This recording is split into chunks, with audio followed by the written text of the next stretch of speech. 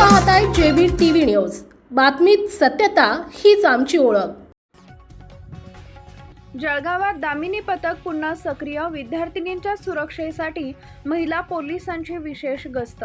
Social मीडियाच्या गैरवापराला लगाम। अल्पवयीन मुलींच्या सुरक्षेसाठी दामिनी पथक मैदानात।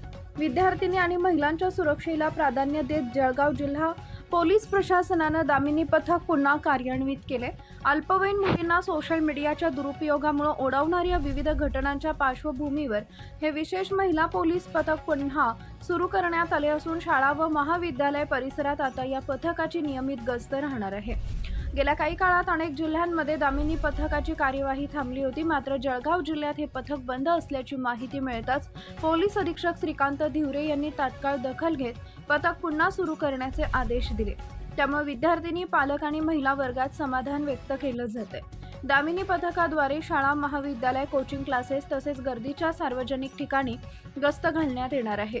मुलींची छेडछाड, सोशल मीडियावरून होणारा त्रास, संशयास्पद हालचाली आणि महिलांवरील अत्याचार रोखण्यासाठी हे पथक सक्रियपणे काम करणार आहे। विशेष म्हणजे सोशल मीडियाच्या माध्यमातून अल्पवयीन मुलींना जाळ्यात ओढण्याच्या वाढत्या प्रकारांवरही पोलिसांचं विशेष लक्ष असणार आहे।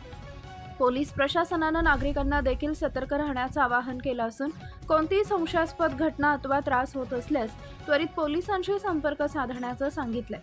दामिनी पथक पुन्हा सुरू झाल्यानं विद्यार्थिनींच्या सुरक्षेच्या दृष्टीनं हा महत्त्वपूर्ण निर्णय मानला जातोय। उपसंपादक Ashok Girase, JB TV news, Dhule. आपल्या परिसरातील महत्त्वाच्या बातम्या पाहण्यासाठी आजच आमच्या जेबी टीव्ही न्यूज चॅनलला YouTube वर सबस्क्राइब करा आणि बेल आयकॉन प्रेस करा।